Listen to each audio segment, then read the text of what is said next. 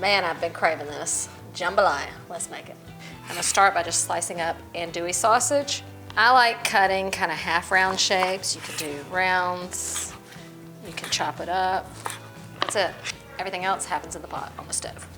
Just like all of my one pot meals, it's kind of like a formula. So we just build flavor upon flavor upon flavor. The first is to create that base flavor with our fat. So I'm gonna render out the fat from our sausage. To help render, I'm gonna start with just a little bit of oil.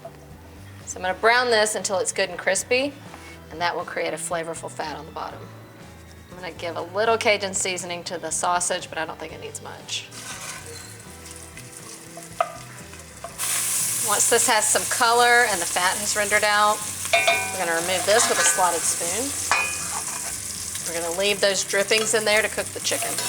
First, I'm gonna toss the chicken with a little Cajun seasoning and then add it into our drippings. We just wanna develop a little color and flavor to this, but it won't be cooked all the way through yet. Into that flavor, we're gonna add in our Holy Trinity, bell pepper, onion, and celery, and our garlic.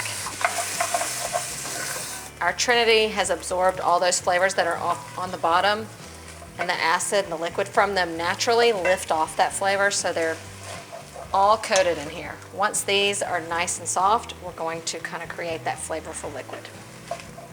This is the point where I actually go ahead and add in some of the salt, just to help that softening process speed along.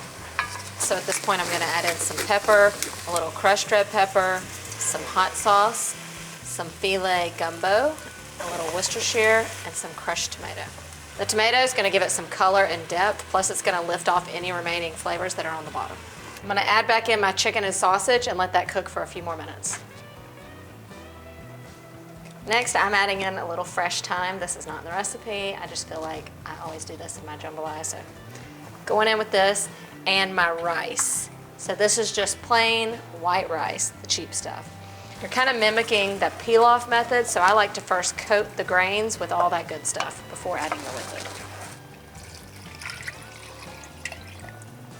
I'm just gonna give it one stir because you don't wanna activate those starches too much or it'll stick together. Then I'll just reduce the heat to a light simmer, cover it, and then let it cook for about 20 minutes or until all that liquid has absorbed. Ooh-wee! Let's dish it up.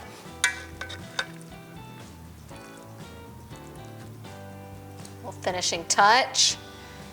There's about to be a lot of perfect bites right here. It gives you just enough of that burn, a little cold crunchy onion on top. This is good. If you're looking for the perfect jambalaya recipe, do this. Under the son of a gun, we're gonna have big fun on the bayou.